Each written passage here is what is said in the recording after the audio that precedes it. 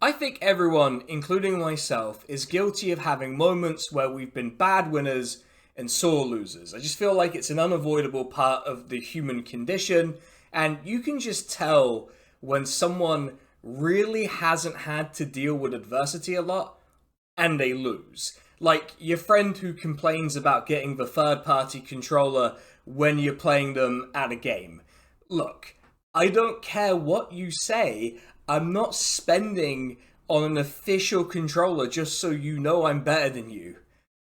It can be annoying to know a sore loser or a bad winner, but it's mostly harmless and solved by just taking some time and realizing it doesn't matter.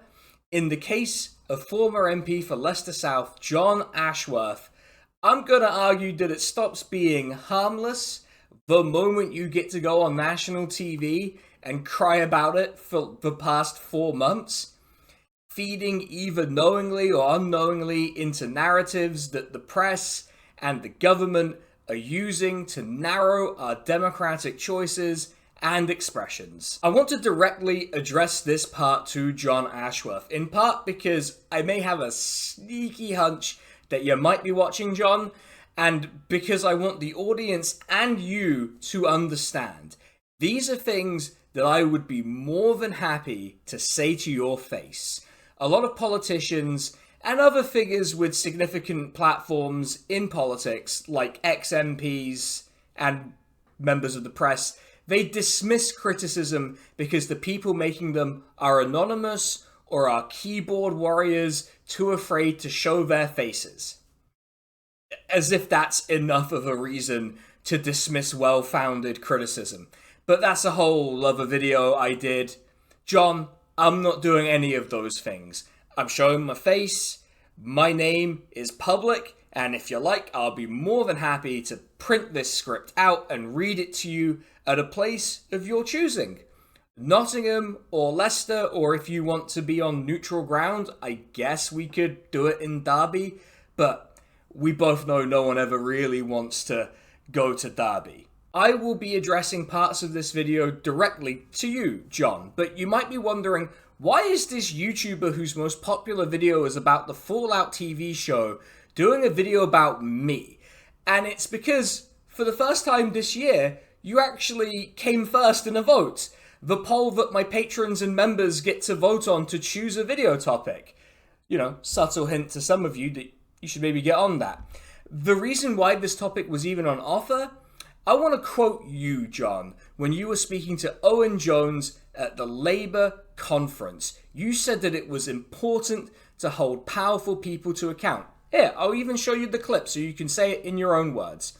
Got to hold powerful figures, who are members of parliament are powerful figures, you've got to hold them to account. You said this in reference to Shaukat Adam, the man who beat you in Leicester South. Now, I think you're broadly correct, but a lot of your colleagues have been resistant to the concept when it's applied to them. Now, you might say to me, but I'm no longer an MP. How am I a powerful person or an important person or anything like that? And to be fair to you, John, that is a legitimate question, and I'm happy to answer.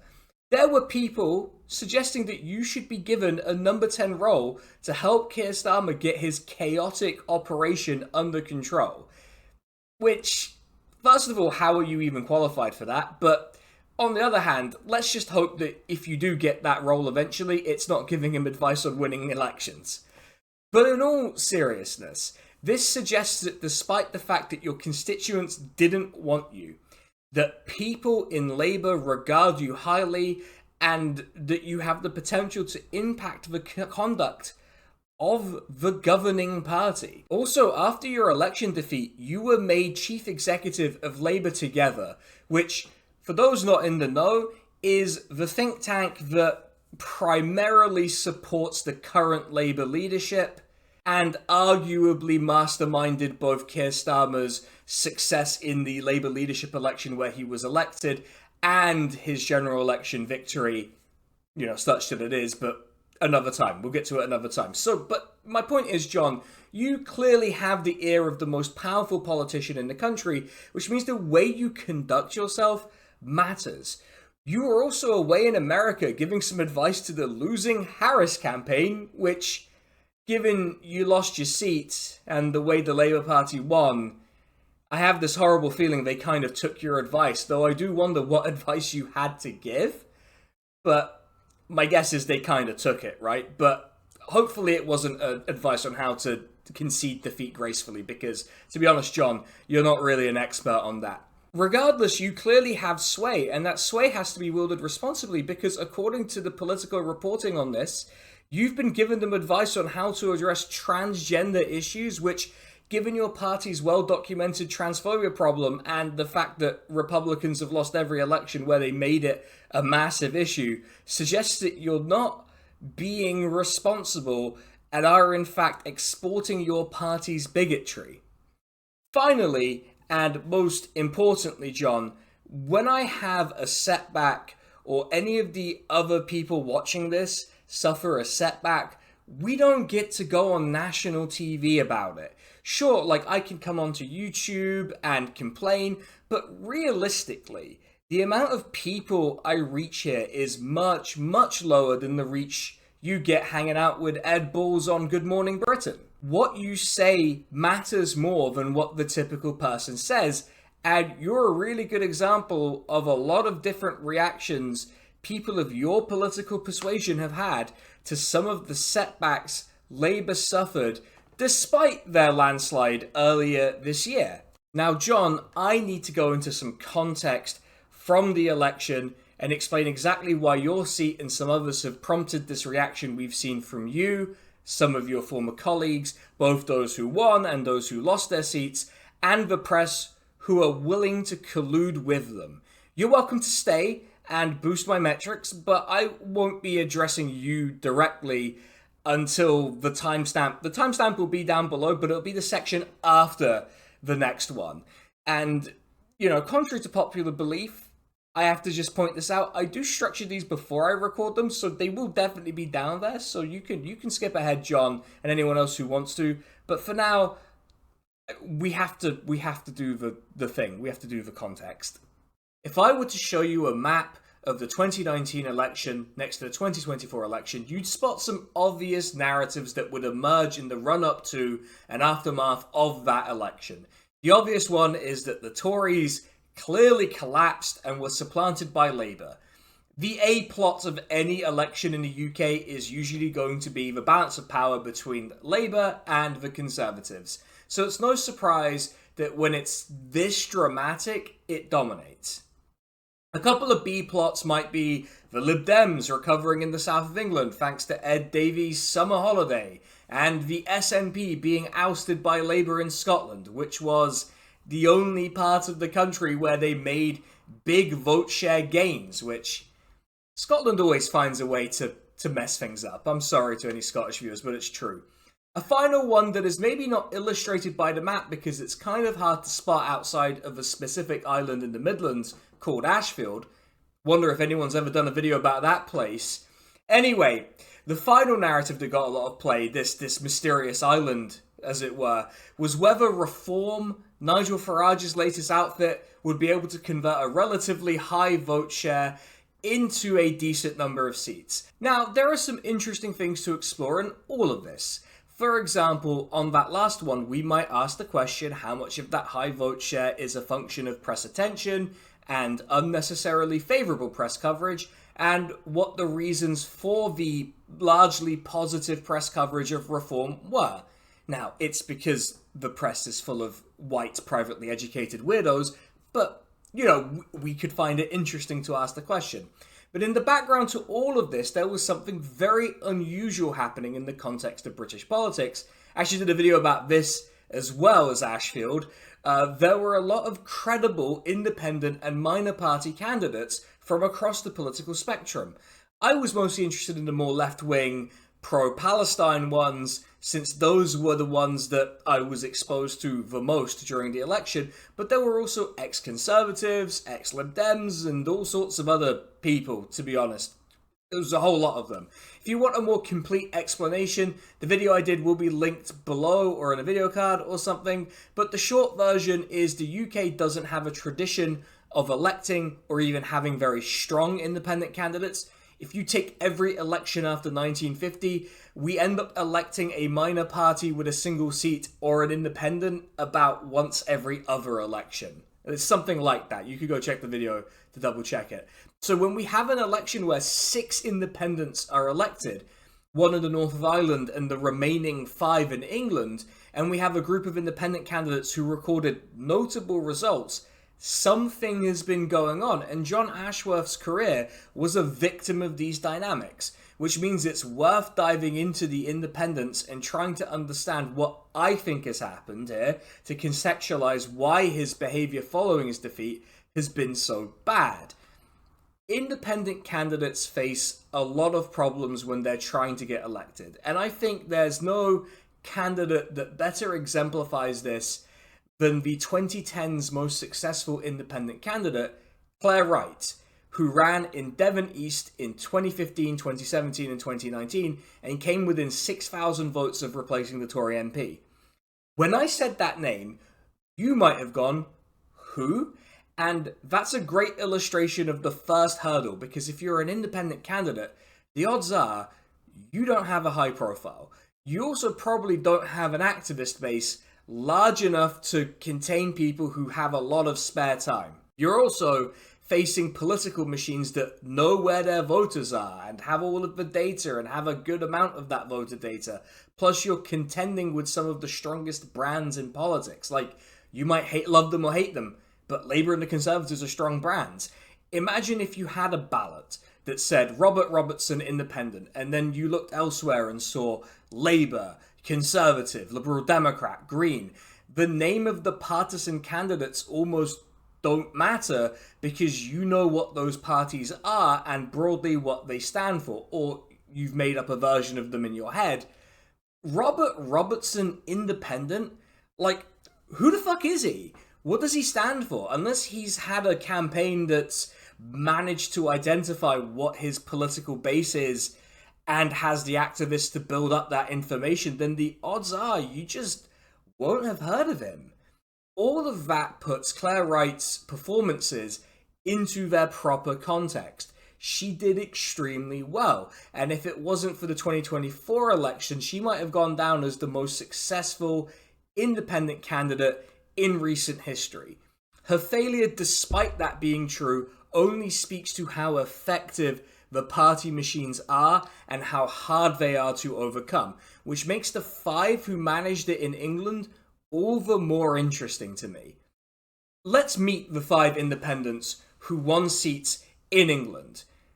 Iqbal Mohammed, who won the seat of Dewsbury and Batley, Ayub Khan, who won Birmingham Perry-Barr, Adnan Hussain, who won Blackburn, Shaukat Adam, who won Leicester South, and Jeremy Corbyn, who won Islington North. Now, we do need to separate Jeremy Corbyn from a lot of what I'm saying here, because he didn't face the same level of challenge as the other independent candidates who won. To name just a few reasons, he was a 40-year incumbent and was one of the highest profile politicians in the country. Let's be honest with each other, before the election, had you heard of Adnan Hussain? I'm going to guess you haven't, unless you're literally Adnan Hussain. But if you're from the UK, you've probably heard of Jeremy Corbyn. In fact, like, just the fact that I've mentioned him has the potential to polarize you either strongly in favor or strongly against me in the video. The level of difficulty he faced was high, of course, because he's an independent candidate, but it was different. He just had access to a lot more of everything while facing the same machine politics and having to build a lot of his campaign from scratch. It's easier to do that when you pull in hundreds of volunteers every day than if you're just some guy from the area. Yes, a lot of the reasons these other independents got elected overlap with why he won, but he forms a sort of semi-permeable membrane with the other independents. He's not totally separate, but he's a unique case, so bear that in mind when I tell you about some of the reasons and commonalities between these candidates and the places they represent. The first thing you'll notice is that these constituencies both had large Labour majorities and have been Labour seats for a long time. The only notable exception to this is Leicester South, which had a Liberal Democrat MP after a by-election from 2004 to 2005, and Dewsbury and Batley, which is mostly made up from the Dewsbury seat, which was Conservative in 2019, but notionally the seat would have been a massively Labour seat in the 2019 election. So it's not unreasonable to suspect that if this seat with these boundaries had existed historically, it would have similarly been a Labour stronghold. These seats have been with Labour through multiple elections, rises and falls in the vote share, different leaders from virtually every tendency within the party, and they had majorities that were so large that the party in second place would not have bothered to campaign seriously. These are also seats that tend to vote together and along with other traditionally Labour constituencies. Another interesting thing these seats have in common is that they're much more diverse than a typical place in Britain. In each of them, the white British population is substantially lower than we'd expect than if these were just random town out somewhere in Britain. In every single one of them, the white British population is less than 50%. In fact, in Birmingham Perry Barr, it's less than 20%, sitting at 16.4%. These seats also have, as the press loves to point out, higher Muslim populations than average, which is honestly something you'd expect given these seats are all more diverse than average, and it's a fact that we're going to talk about in a bit because it's relevant to both how the press has reacted to this and what Jon Ashworth's been up to. These seats are also all either large towns or are in cities. Islington North and Birmingham Perry Barr are in London, and say it with me everyone, Birmingham! Well done. You're real smart. Leicester South is obviously one of the three constituencies in the city of Leicester. Blackburn is a fairly large town in the north of England, and Dewsbury and Batley are two towns that seem to form a contiguous built-up area if you look at it on Google Maps. So I'm going to say it's reasonable to say that they're one large built-up area and are quite urbanised. Now, if that's wrong and you're from Dewsbury or Batley, feel free to let me know how you're actually very different and separate from each other. I love it when British people get really small time about their neighbouring towns. But seriously, I'm not from the area, and at most I've passed through. So if I'm wrong, do correct me. I don't want to mislead people. Just, don't be horrible about it. These seats are also relatively deprived for the UK. The least deprived of them, Islington North, is still in the top quarter of deprived constituencies, and Birmingham Perry Barr, Blackburn and Dewsbury and Batley are in the top 55. Now this in itself isn't surprising. Places with more minorities that are more urban are likely to be more deprived because of a variety of factors, mainly institutional racism and the fact that local government for urban areas tend to be the disproportionate victims of cuts in local government funding, and they don't really have an effective way to make up the shortfall. So what we have are a series of urban, diverse and deprived areas that have historically voted Labour. None of this is surprising, right? I wouldn't blame you all for being super sarcastic and, kind of a bitch about it with me, being like, wow, you mean to tell me that poor city seats with high minority populations vote Labour? I get it, but that's what makes it so interesting. These are deeply partisanly Labour areas. The most recent time any of these seats weren't represented by Labour before this election was when I was 11 years old. Now, this video isn't about all of these seats, but about Leicester South and Jon Ashworth. So what I want to do now is I want to characterise what I think happened in the seat specifically, given what we know about the seat and the issues that held prominence during the election. Jon Ashworth was a 13-year incumbent. He won the seat in the 2011 by-election. It's safe to say he was a known quantity to the people in his seat. So why, after seemingly supporting him for over a decade, might the people of his seat have decided that he wasn't representing them? One hypothesis I've offered is that Jon Ashworth was one of the prominent faces of an election campaign that was not really that popular. I've not seen many people point this out, but Labour's poll ratings declined dramatically over the election period, and they actually underperformed compared to those polls, partially because they did worse in the seats they already held compared to the rest of the country, which, I guess that's kind of why we're talking about it here. Is it possible that Ashworth's media appearances during the election associated him with a campaign that was, perhaps correctly, given that they didn't actually lose many seats, taking these places for granted and didn't feel a need to engage with them? I have no statistical evidence for this being the case, but I'm speculating that it did, especially given how badly Labour fared on issues around the cost of living, an issue that would have prominence in a more deprived part of the UK. In essence, I'm arguing he suffered from the opposite problem of the Independent, which is that Ashworth was both known and associated with a brand that had become tarnished, and his association with it actually dragged him down. That's being a little generous to Jon, whose own conduct as a Member of Parliament and the content of some of his media appearances likely contributed to this as well. Another way that an association with Labour may have done him in is that Labour and Leicester decided it was a good idea to block 19 of its councillors from running for the party again. Most of them were Muslim and Hindu, which, given what we know about Leicester South and the city at large, it's not necessarily a great decision to do that. In an article for Tribune, a Labour councillor from Leicester describes feeling bullied and intimidated after they tried to propose a motion on Islamophobia, and senior figures in the party tried to get them to withdraw it. This is among other experiences that they had, and while there's no evidence Jon Ashworth was involved, he has a personal connection to some of the racism that's been exposed in the Labour Party. His wife, Emily Oldknow, was named as one of the people involved in racist and abusive group chats, and he issued a statement in support of her, which, I get it, we all have to support our spouses, but not if they're being grossly unprofessional and racist.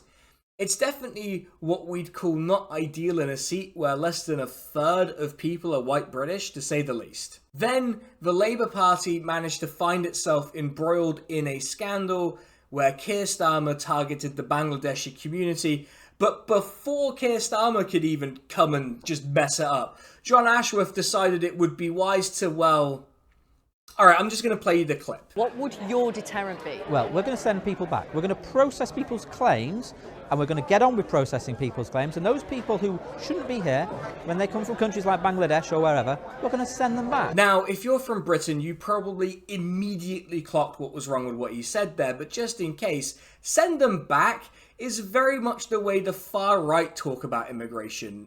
It's proper 2000s BNP shit. And in the context of a scandal around racism directed at the Bangladeshi community, it's not a great look for him to have fired the first shot in that scandal in this case. Or in any case, to be honest. Even if you accept that in the case of Keir Starmer and Jon Ashworth, they were just summoning an example in their head. No one's saying we need to send them back to France, except for people who think the Norman yoke still needs to be overthrown, which I'll get back to you on that, but maybe a little. Now, I'm not trying to judge or say anything about it beyond the view that it was perhaps unfortunate for two senior figures in the party to have picked on Bangladesh as an example, especially when one of them is running in a seat with a lot of South Asian people in it. Next is the issue of Gaza. Jon Ashworth didn't vote in favour of a ceasefire when it was presented to the British Parliament, and this upset some of his constituents. I don't want to belabor the point I'm making here, but there is clear support across virtually every demographic in the UK in favour of a ceasefire. This was unsurprisingly highlighted during the election, and there was a campaign group, the Muslim Vote, who highlighted candidates who weren't supportive of Palestine and endorsed those who were and were running in these seats. This culminated in Jon being challenged by constituents, which he maintains was bullying. The person questioning Jon wasn't bullying him, he was asking him whether he could condemn Netanyahu, something he'd previously failed to do. We'll get into this in a second when I call Jon back into the video, but highlighting the actions of an elected official seeking re-election isn't bullying. I know the political class likes to pretend it is, but it's just not. A part of the hypotheses as to why Jon lost his seat is this clear and just obvious discomfort with both being questioned and held to account, but also with the specific issue that was animating a lot of this. Finally, and most importantly, if you ask people in these constituencies where independents have won, just ask them what they wanted, right? They say they wanted change, which, given that Keir Starmer was constantly standing in front of signs saying it, can any Labour personality really complain about it? I think not. Now, I'll have more to say about change in this particular context probably towards the end, but I do think people were just fed up with these unrepresentative, overly complacent Labour MPs and local governments. Jon, welcome back, unless you watched that earlier bit, in which case thank you for the engagement. I don't want to bore you by telling you about the things that you've been doing, because you'd obviously know all about that because you're the one who's been doing it, but I want to ask you a question. Aren't you bored of being on the TV and radio? I only ask because ever since the election, you've been on the TV and radio over and over again. It's got to the point that you can make compilations out of this. I mean, this Twitter account made a 2.5 minute long compilation that's just your August output of whining about your defeat. I get that for ex-Labour politicians, this has proven a rather lucrative path. I mean, you love hanging out with your old mate Ed Balls, who incidentally also lost his seat in a hilariously embarrassing way. Now, there's nothing wrong with inviting you onto his show, or you going on to shows after you lost. You're an ex-MP, who lost their seat in a landslide year. You have potentially interesting things to say and insights into a weakness in an otherwise convincing victory. It's just that you never really give us any insights. You routinely call the man who defeated you an impotent opposition MP. You characterize your treatment during the campaign as bullying and claim that there were disgusting lies about you during the campaign, which I'm going to level with you, Jon. They were certainly graphic, but they were based on your factual voting record. You also spend an awful lot of time complaining that your constituents weren't willing to hear about how Labour were actually advocating for a ceasefire in Gaza, which seems like a skill issue to me, Jon. Perhaps it's not the voters' fault that they didn't receive you like the second coming when Keir Starmer was saying that Israel has the right to block water and electricity. Like, maybe it's not their fault. I understand that it's hard to lose. I really do. Like, I'm a British leftist. We've never won a damn thing in my life. But when we lose, we're kind of forced to accept that, even if we disagree with the results. Like, we just accept that they were legitimate. You never quite answered the question of whether you lost fair and square, and the way you carry on makes me think you're trying to delegitimize your opponent's victory.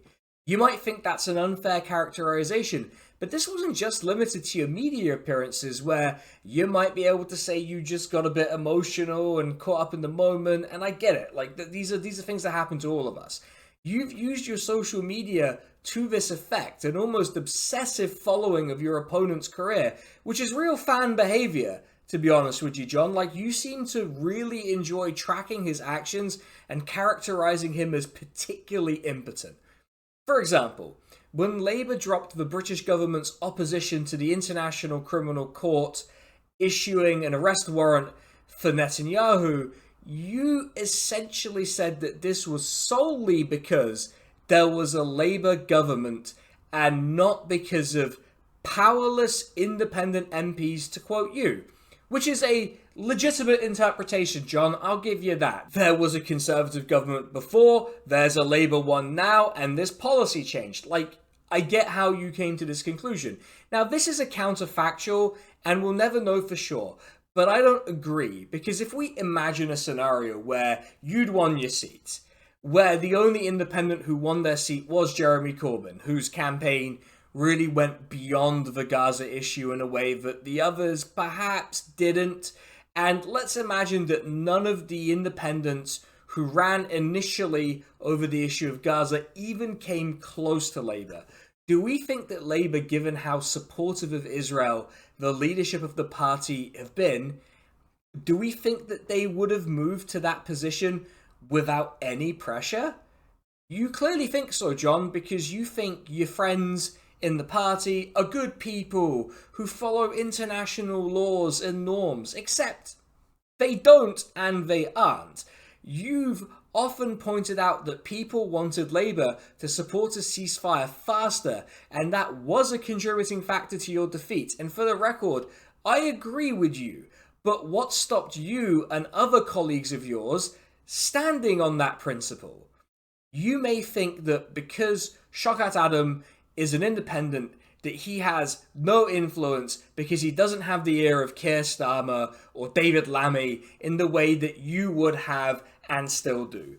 Yet I don't really see you advocating for a more humane foreign policy in Palestine. Instead, you say these things are always under review when questioned about arms export licenses. Which, sure, but you can't blame people for thinking this is a position that's fundamentally okay with genocide, because that's what that position is. We both know that unless there's massive pressure, Labour will never suspend all arms licenses to Israel. And while Shaukat Adam is perhaps a small amount of pressure, it's more than the zero you were putting on by refusing to vote for a ceasefire and obeying the party whip. This description of independent MPs as impotent fits into what I see as your general attempt to delegitimize his victory. Because you seem to think that the point of being an MP is getting to play the big boy and chat to the Prime Minister so he can do you a favour. Honestly, John, if they're so impotent and so irrelevant, why do you never shut the fuck up about him? You're missing the point, though. It's not about whether he, on his own, is effective. It's about whether he adequately represents his constituents. Whether you think he's influential or not is almost immaterial to the legitimacy of his victory, and pointing out his lack of partisan affiliation isn't holding powerful people to account, which, you know, John, I need to ask, which is it? Is he a powerful person or is he an impotent independent? Because it sure does sound like you're saying Shaukat Adam is at once very powerful and very weak. And just a word of advice, John, come a bit closer. That's replicating the rhetoric of fascism. Speaking of borrowing the rhetoric of the far right, let's talk about terrorism. God, that's a word that's going to get me demonetized immediately. I regret saying that. A now deleted post by you tried to tie Shaukat Adam to a member of the public who challenged you in public over your position on Gaza, who was then charged with a terror-related offence. You demanded that Shaukat Adam condemn this person and claimed that he was a key campaigner for him, which, given you've deleted the tweet, albeit apparently under legal threat, I'm going to assume you don't think this is the case, and you don't think that Shaukat Adam should have to condemn this random influencer who happened to get in your face. That being said, I do find it interesting that you tried to tie this person to Shaukat Adam when there wasn't really any publicly available evidence that he was a key campaigner, or that Shaukat Adam had any idea who he was, other than retweeting a video that went viral where he was confronting you over Gaza, which maybe Shaukat Adam was just retweeting a viral tweet. I don't fucking know. And I would also point out, this isn't terrorism, and it occurred before his arrest. Why did you try to do this? A cynical person would think you were trying to exploit both British society's latent Islamophobia, where Muslims are associated with terrorism and are often asked to condemn any and all acts of it, which, by the way, if this was applied to other groups, would be considered racism. The other thing I think you're trying to do here is you're trying to make it seem like proscribed groups had supported Shaukat Adam's election campaign, something that would probably carry legal consequences and render the election completely illegitimate. In fact, it'd probably be a severe enough accusation that if it was proven, it'd get you a second go at trying to win the seat. Another bizarre manifestation of your fan behaviour towards Shaukat Adam is you keep really close track of his comings and goings. You seem to gloat about the fact that he and other independents weren't present for a vote on Gaza. Now, as I'm sure you know, John, there are lots of reasons why a member of parliament might be absent from a vote. They may have constituency business that can only happen on a particular day. They may be paired with another MP for a vote. They might be ill, or they might be dealing with a death threat. Wouldn't it be embarrassing, John, if it looked like you were gloating about an MP not being present in Parliament because they were meeting with police to address a credible death threat? You're never going to guess what happened. It turns out Shaukat Adam wasn't in Parliament that day because he was meeting with the police to address a credible death threat. John, you've spoken at length on several public platforms about how people asking you questions in public are bullying you. You've described a moment on the campaign trail where you had to, and this is quoting you, literally hide in a vicarage. Why is this tweet still up? Maybe you just didn't know or have forgotten about it, but John, if you are watching this, delete it. It looks like you're gloating about a death threat because it makes your political opponent look like they don't care about an issue. Now, to be fair to you, John, you do have one complaint I was able to find that you took seriously enough to report to the police, which makes me think you believe it's credible and worth looking into, or at least more credible than crying about how mean the public were to you. But I want to park that to one side for a second. I'll come back to it, but I want to describe how your behaviour aligns with that of your ex-colleagues. John, I want to be fair to you. You're far from the only ex-Labour MP or sitting Labour MP who's claimed that they were intimidated and harassed during the campaign. Some of these are claims I find more credible than others, but I mention this to say that this mixture of sour grapes with actually concerning accounts makes it harder to deal with this issue. Over and over, we see this strategy deployed against people who have stood to represent their community and who often come from minority backgrounds. I have to say it, as someone from a minority background, I've absolutely had people say that me standing up for myself and standing my ground is aggressive or intimidating. And I'm going to level with you, John. I pass as white because I barely go outside. It's why I take vitamin D supplements. In fact, they're on this desk. You can see my vitamin D supplements, everyone. It's always couched in vague terms too, like supporters or backers, which anyone could be a supporter or a backer of anything. It doesn't mean that they're doing this thing with their blessing. Of course, everyone wants free and fair elections where people aren't intimidated. I just don't remember this level of concern from you or your colleagues when it was left-wing MPs and activists who were attacked. And I certainly don't see you or the press rushing to address the various independent MPs and candidates' allegations that are of a similar nature. Ultimately, though, given how hard done by all MPs try to sound about any level of scrutiny, it's getting more difficult not to read this as a class of people who simply aren't used to actual challenges. God knows you don't get it from the press, who largely back you when you make these claims. In fact, I'm pretty sure we had the spectacle on the BBC of an MP essentially being asked to apologise for winning. Like, what are we meant to make of an accusation that leads to basically being made to apologise because of how the electors in a constituency chose to vote? It's anti-democratic, and it's just being a sore loser. I'm sorry to say this to you, John, but you do fit into this wider pattern of people who are just oozing entitlement. You do not have the right to be a political figure in this country from birth or appointment. Unless you're in the House of Lords, which mercifully, as of recording, you've not been imposed on us in that way. But come on, if you want to be a member of the House of Commons, You have to win. It's that simple. And no white MP who won in 2024 is being asked to apologise for winning. Is Wes Streeting being asked to apologise to Liane Mohammed, the independent who he beat by 500 votes?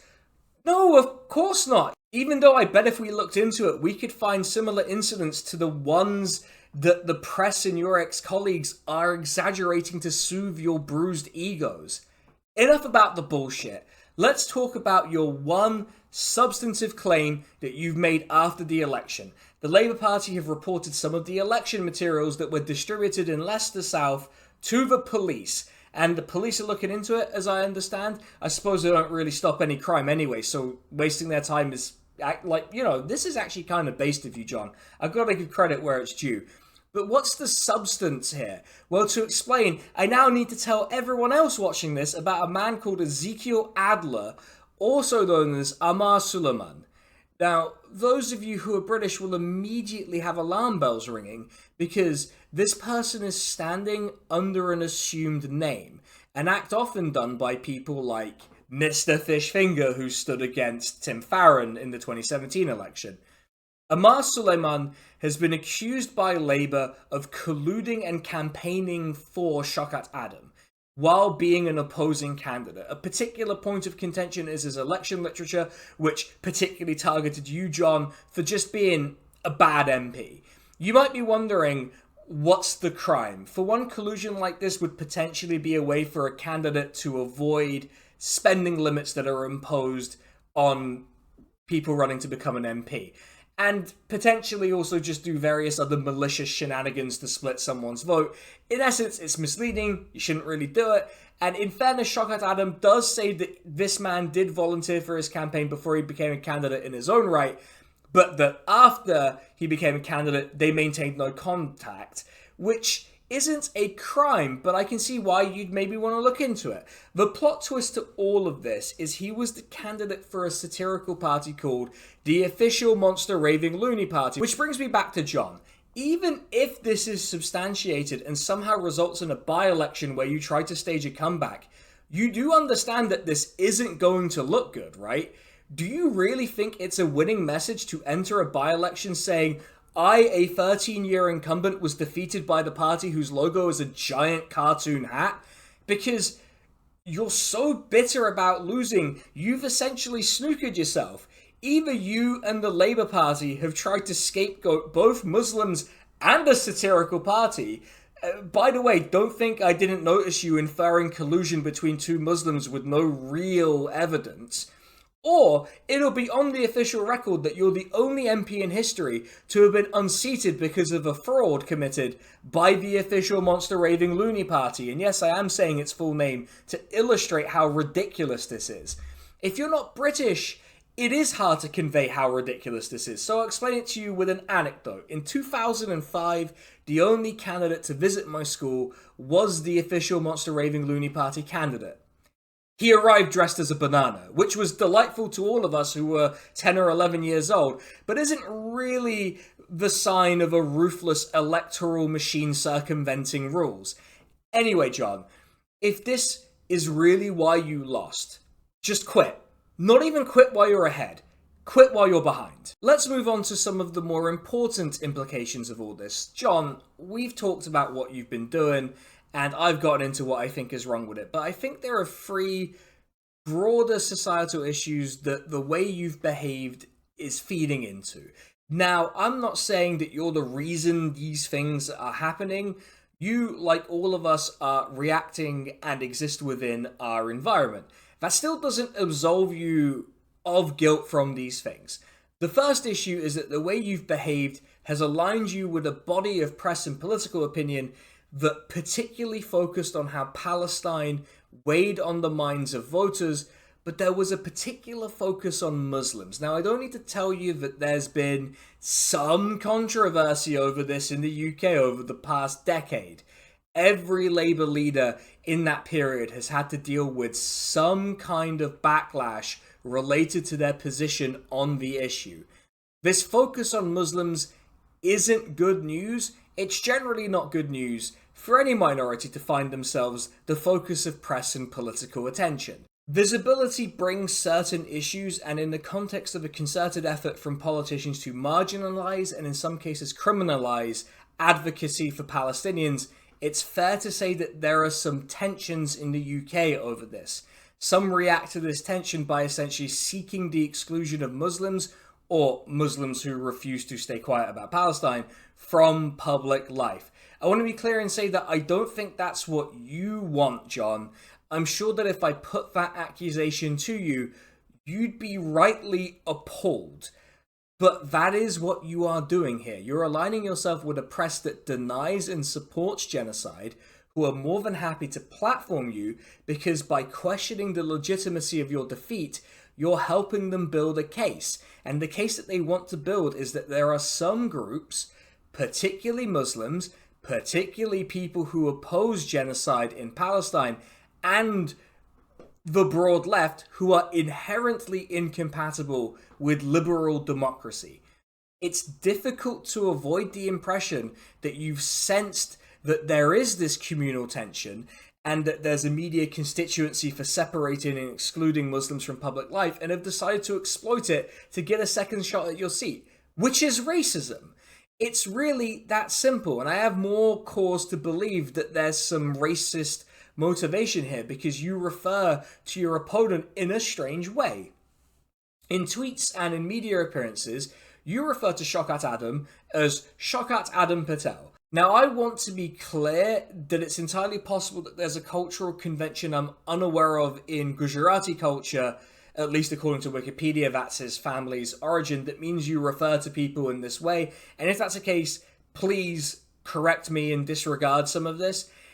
Now, this does feel a little bit like you're trying to make him sound more foreign. As far as I can tell, he goes by Shaukat Adam.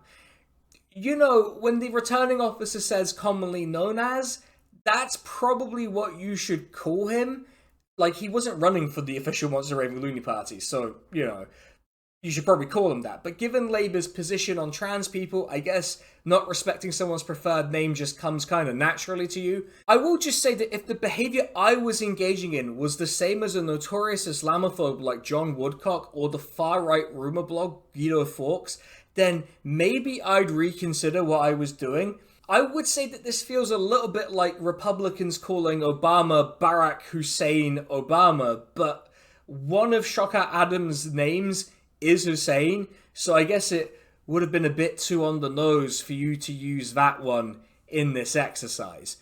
Overall, I think it's bad to exploit an existing social tension to get a shot at becoming an MP again, or perhaps a bit more pathetically, to grandstand about how mean everyone has been to you. The second issue with the way you're behaving is that it feeds into a common misunderstanding that I feel like I need to talk about whenever the issue of Palestine comes up, which has a way of escalating in uncomfortable ways. Jon, you don't understand how Gaza and Palestine function as an issue in the Muslim community and beyond. I explained this in my video about George Galloway. First of all, support for a ceasefire is a majority position in the UK and has been for a long time. In fact, support for Palestine in general has broad public support across communities.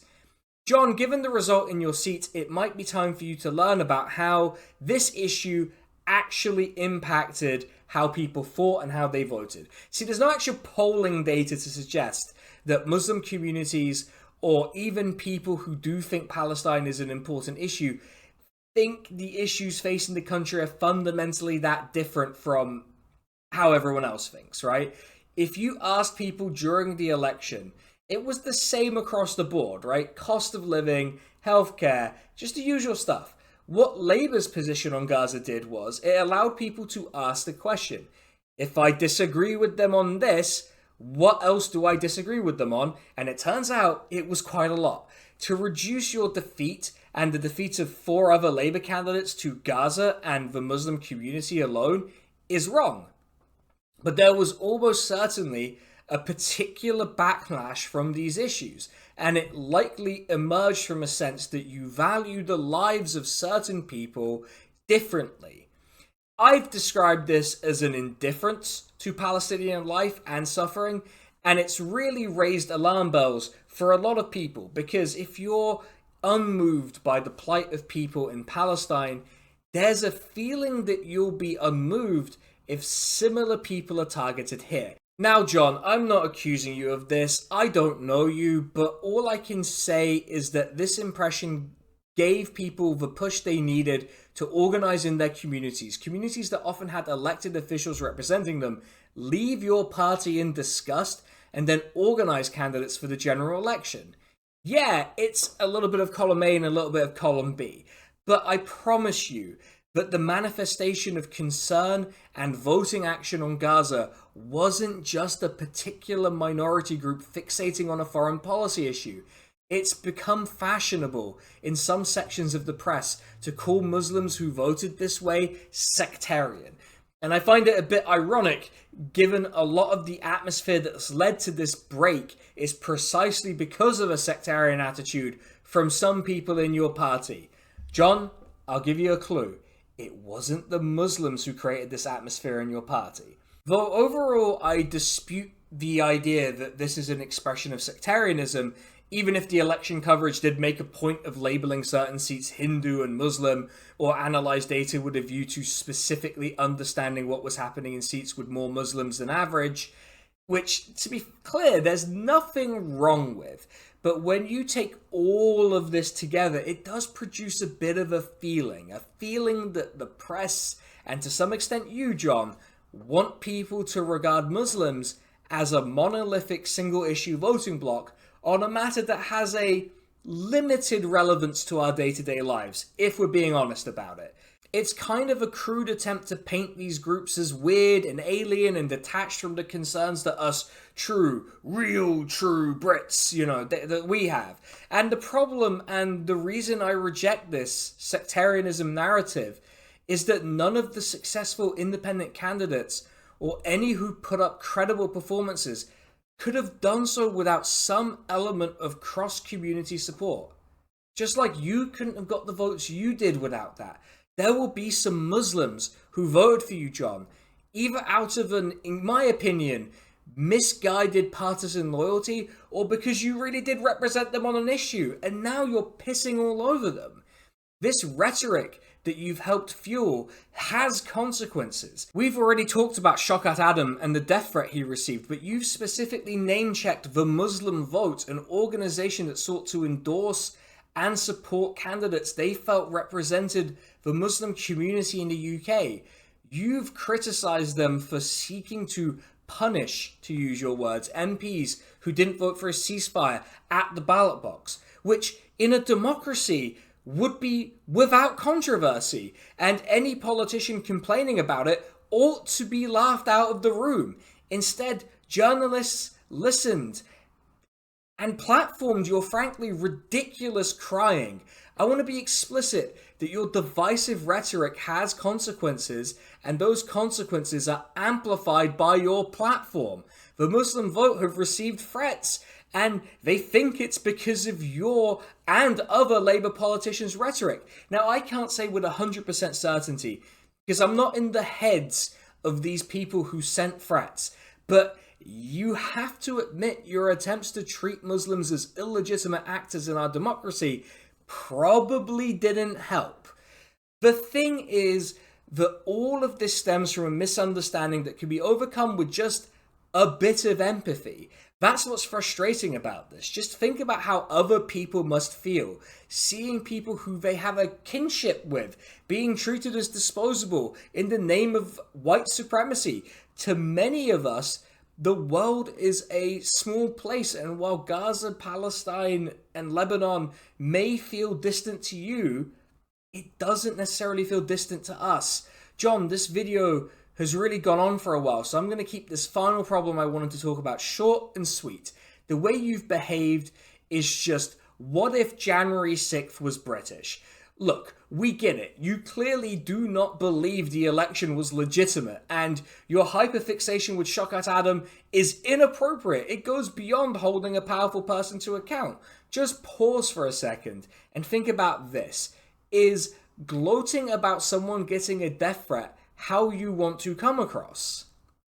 I know You're not a monster. You might be painfully unaware of how you come across, but frankly, you don't have enough about you to be a monster. You're too fucking boring and you're too dull. So I just want to make this point to you. If someone had criticized you for missing a vote on an issue you care about, but you were meeting the police about a death threat, how would you take that? I know for a fact that your colleagues wouldn't stand for this scrutiny, even if there wasn't this mitigating factor. So, why is it okay for you to do it, but it's not okay for members of the public? You've complained at length about the conduct of members of the public towards you and said you feel intimidated. I don't want to say that you're being insincere about that, but how is Shochat Adam meant to feel about some of this?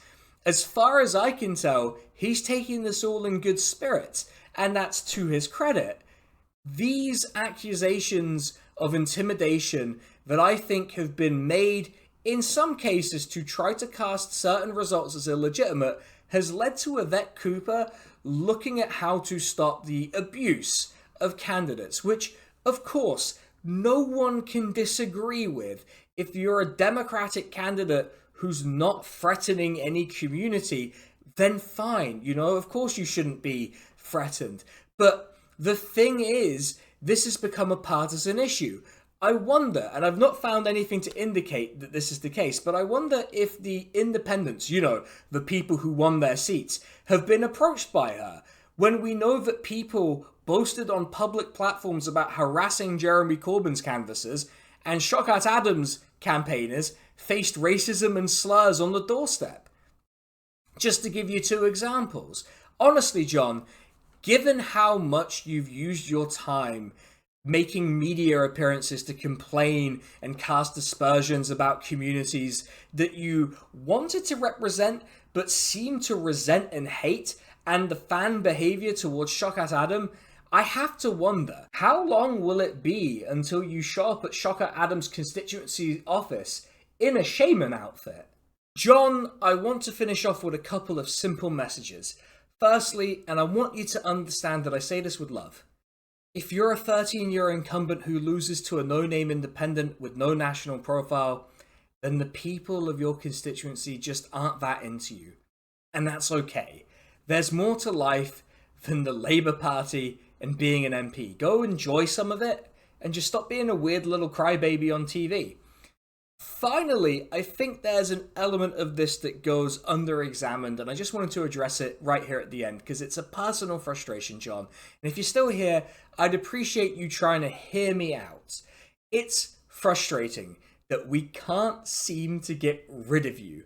I don't mean that in like a personal way. I just mean you as in politicians who aren't one of us. The Labour Party often represents diverse communities while taking us for granted. And our MPs are usually not members of our community. Now, that doesn't mean you can't represent us, that you can't do the job. But it's become more and more difficult to accept as the party continues its rightward march. You were unable to coexist with people like me in your party. And when people like me were in the majority in the party, you and your colleagues threw fits in an attempt to frustrate and undermine us. Is it any wonder that we wanted to get rid of people like you when we were in the party? So we couldn't do it within the party. The idea of us having representatives who we consented to was too much for the party to handle. So can we be surprised that this frustration has spread and has found an outlet as the party has become determined to solely represent socially conservative small-town white English people? I'm sure if I sat down with Shochat Adam, there'd be lots of issues we disagree on, and maybe even disagree on really robustly. But I'll tell you this, the people of Leicester South know how to get rid of him, because they did it to you. I guess that's kind of a weird way for me to say thank you. Thank you for being so typical, so unremarkable, that we can now see that there's a way to get rid of you. At least from Parliament, we can't stop you from being hired by your friends' think tanks, but, you know, I can respect a no-show job. Thanks for watching, everyone. I need to thank my proofreader, who is my partner. She really had to read like more than 9,000 words about Jon Ashworth, which, you know, credit to her. She really pulled one out of the hat here. I need to thank our patrons and members who got early access to this video if they were in the top 2 tiers on Patreon, and every single YouTube member got this early. But I need to do a special shout out to Drone Riff, Mercutio, Kersley Scheider, John N, and Liron, who are our top tier patrons, and to the YouTube members Nade Jiwa, Katie Marshall, and Roger Zugi. If you've enjoyed the video, remember to like, subscribe, comment, tell me about how much you hate Jon Ashworth or something. I don't know. Just tell me something fun. Tell me something fun in the comments. Why not? And I'll catch you all on the next video, everyone. Take it easy. Man, I really do need to get out more because I am burning through the vitamin D.